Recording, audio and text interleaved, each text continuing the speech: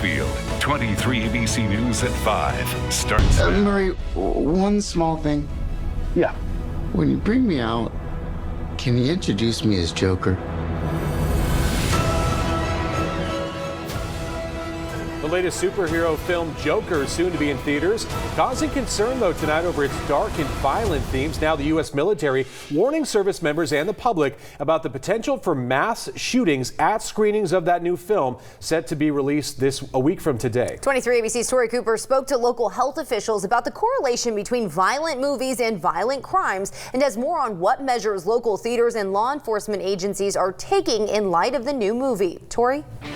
Tim and Jessica, Studio Movie Grill officials I spoke to today who would not go on camera told me that in light of the new movie, The Joker, that also has a historical connection to the mass shootings that took place in Aurora, Colorado in 2012, they will not be allowing any face paint or costumes inside the theater. They will also have a heightened security and they will be checking bags at the door.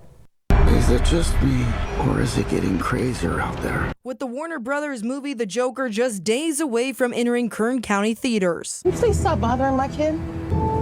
Sorry. ABC News confirmed that Army officials at Fort Sill, Oklahoma, are warning soldiers about possible mass shootings unfolding at theaters showing the film, following potential social media threats discovered by Texas law enforcement officials and the FBI. This coming after some have criticized the film for glorifying the Joker as the prince of crime. But Kern Behavioral Health Director Bill Watkins says violent movies don't lead to more violent crimes. Historically, what we've learned is research that movies don't lead and cause violence per se.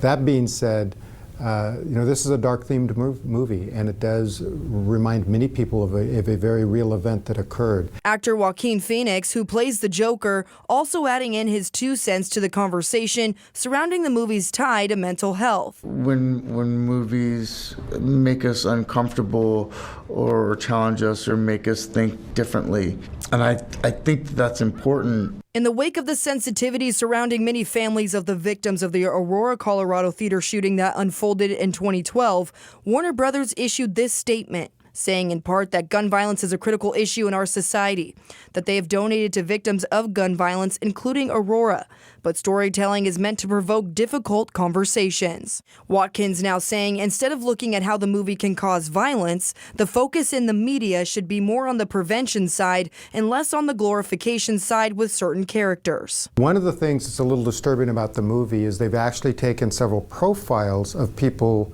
who have been prone to mass shootings and put it into a character. Watkins says vulnerable groups who may be on the verge of committing acts of violence are the ones that may be impacted by films like this. But in light of everyone's safety and the recent shootings around the country, Studio Movie Grill officials who would not go on camera say they will not be allowing any face paint or costumes inside of the theater, and they will have security checking bags at the door for those looking to spend the night in Gotham City. Local law enforcement officials now also saying they will assist all theaters in Kern County in safe-proofing their facilities if they request assistance. Now, we also reached out to our local and state FBI headquarters, who did say they are aware of the social media post online that sparked this concern, and they are working with law enforcement and private sector partners to address the issue. KCSO and BPD also told us they will ensure everyone is safe in the event of an emergency. But for now, live in studio, I'm Tori Cooper for 23 ABC News, connecting you.